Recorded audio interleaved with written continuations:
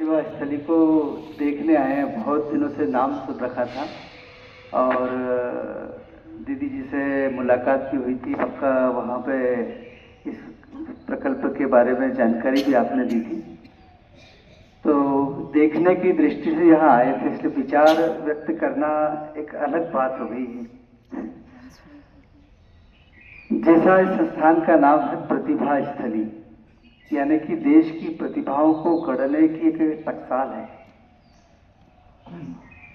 तो देश की प्रतिभाओं को जिस प्रकार से यहाँ गढ़ा जा रहा है, वैसे के वैसे ही उस विचार को, जिस प्रकार के मुनिश्री के विचार थे, उसी विचार को लेके विद्या भारती भी काम कर रही है। कुल मिला के यहाँ जो कहा है कि भाई हम लेने वाले नहीं, देने वाले बने, और चरित्र निर्माण की जो बात कही है, यही बात विद्या भारती में भी कही जाती है कि यहाँ स्वर्ण मत खोज, यहाँ मानव ढलता है। यानी मानव ढालने की टकसाल यानी विद्या भारती के विद्यालय है। कुल मिला के प्रतिभाएं गढ़ना है या मानव ढालना है, इसका उद्देश्य क्या है? तो फिर सावरकर जी ने कहा है कि वन में खिलते पुष्प अपार, सूख भूमि गिर होते छार, कब किसने उनको गाया जिनका जीवन व्यर्थ सार। एक पुष्प गजेंद्र उठाया, भक्ति भाव हरिचरण चढ़ाया, धन्य पुष्प वह देव समर्पित, अमर हो गया मुक्ति पा गया। तो भारत देश जो है वो वास्तव में यहाँ लेना नहीं, देने वाले। जैसे पुष्प खिलता है और खिलने के बाद में अगर वो किसी काम नहीं आया तो उस पुष्प के खिलने का उपयोग क्या है? इसमें काम आना चाहिए। अगर वो गमले में सजा हुआ है या किसी क्यारी में है तो वो वहां की सुंदरता बढ़ा रहा है। वहां से टूट के वो अगर किसी शहीद के चरणों में चला गया तो वो शोभा बढ़ा रहा है, और भगवान के चरणों में चला गया है तो वो शोभा बढ़ा रहा है। तो कुल मिला के हमको इस देश को आगे बढ़ाना है, और देश को आगे बढ़ाना है तो जैसे अभी कहा कि भारत को भारत बनाना है, इंडिया से भारत बनाना है। तो उसको बनाने के लिए पहले तो अपने जो है दिल के अंदर भारत को बसाना पड़ेगा, और इसलिए एक बात ये मानना पड़ेगी, ये देश नहीं है, ये माँ है।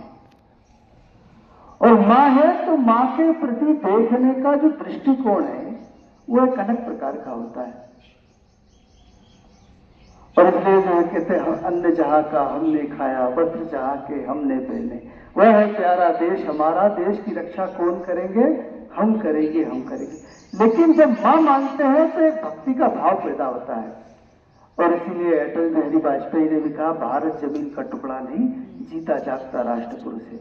ये वंदन की भूमि है, अभिनंदन की भूमि है, ये तर्पण की भूमि है, ये अर्पण की भूमि है। यहाँ का कंकर कंकर शंकर है, यहाँ की नदी नदी गंगा है, और हम जिएंगे तो इसके लिए और मरेंगे तो इसके लिए, और मरने के बाद भी गंगा में बहती हुई हमारी अस्थियों को कोई कान लगा के सुनेगा तो एक ही आवाज आएगी, भारत माता की जय।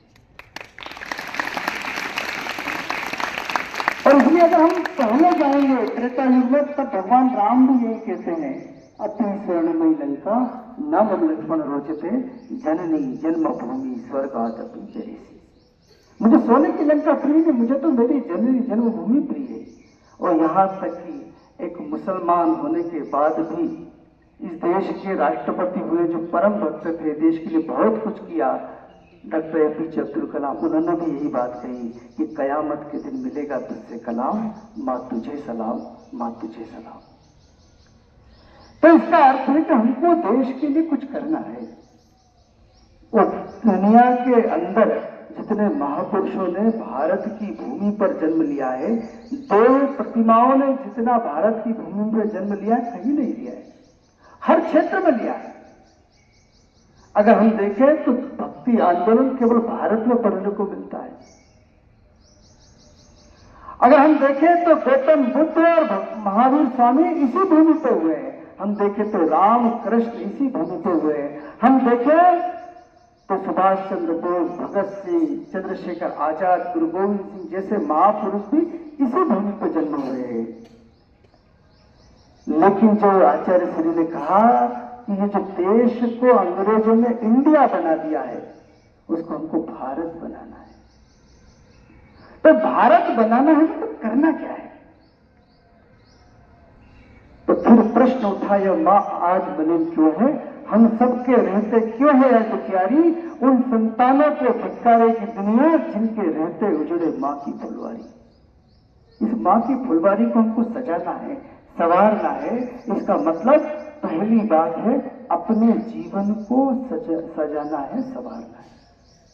अपने जीवन को सजाना संवारना है मतलब अपने जीवन को इस मां के चरणों में समर्पित करना है, जिसको हम कहते हैं, चाहे वो देश का काम हो, धर्म का काम हो, समाज का काम हो, मानवता का काम हो, तो करने के लिए अपने आप को तैयार करना पड़ेगा।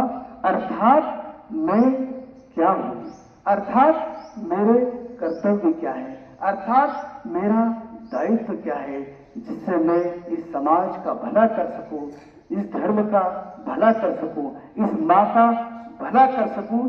अर्थात मुझे अपने कर्तव्यों को देखना है। इसलिए देश का कोई नुकसान नहीं होना चाहिए मेरे द्वारा, लेकिन मेरे द्वारा देश का भला होना चाहिए। मैं पढ़ रहा था स्वामी रामतीर्थ को। रामतीर्थ जापान की यात्रा पे थे, जिस बस में बैठे थे, उस बस में अचानक एक बच्चा जो अपना बस्ता स्कूल का लेके उस बस के अंदर चढ़ा, और चढ़ने के बाद बच्चा बाजू की सीट पे बैठा। रामतीर्थ जी देख रहे थे, बाजू की सीट फटी हुई थी जहां बच्चा बैठा था। रामतीर्थ को लगा ये बच्चा इस सीट को और पकड़ेगा, क्योंकि बच्चे का स्वभाव होता है। लेकिन वो बच्चा अपना बस्ता खोलता है, बस्ते से सुई धागा निकालता है और उस सीट को सिल देता है। स्वामी रामतीर्थ उससे पूछते हैं कि तुमने इस सीट क्यों सिली? तो उसने कहा, ये मेरे देश की बस है, मेरा कर्तव्य बनता है कि मेरे देश की प्रत्येक संपत्ति को सुरक्षित रखो।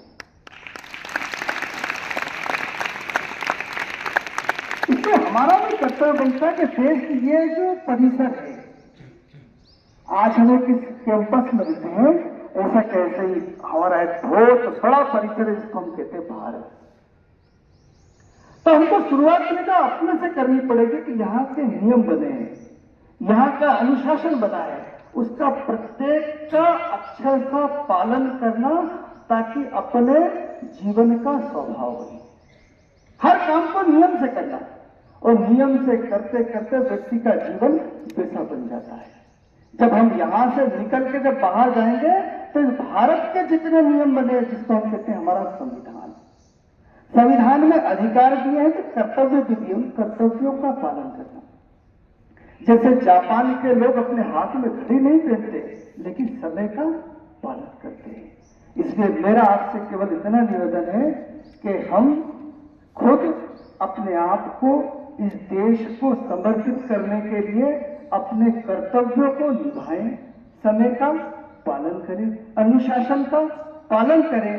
जब प्रत्येक व्यक्ति इस देश का इन नियमों का, कर्तव्यों का पालन करने लगेगा, तब वास्तव में जो इंडिया कहा जाता है वो पुनः भारत कहा जाएगा, और आचार्य श्री का स्वप्न साकार होगा। इतना कहते हुए अपनी बात को समाप्त करता हूं। बहुत बहुत धन्यवाद।